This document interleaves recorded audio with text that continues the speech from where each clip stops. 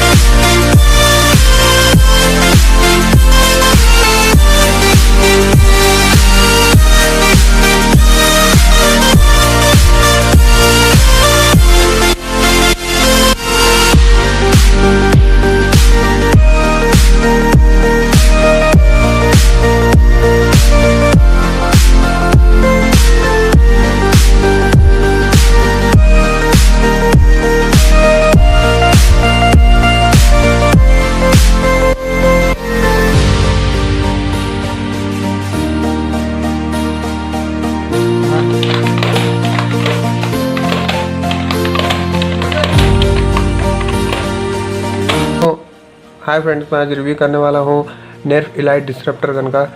ये गन जो है रीलोड वाली गन है, या ऑटो नहीं चलती है। यहाँ पर इसके सामने बैरल दिया गया है, इसमें 6 गोलियाँ आती है, आप देख सकते हैं। और ये गोलियों से कोई मार नहीं लगता है। हाँ, काफ़ी नरम गोलियाँ हैं ये। यहाँ पर इस बैरल में 6 गोलियाँ आती है और यहाँ पर इसका ट्रिगर दिया गया है, और पता नहीं ये किस लिए दिया गया है, शायद ऐसा टंगाने के लिए दिया है। और यहाँ पर इसका रीलोडर है, आप देख सकते हैं। इसकी स्प्रिंग काफ़ी पावरफुल स्प्रिंग है, तो मैंने इसे रीलोड कर दिया है।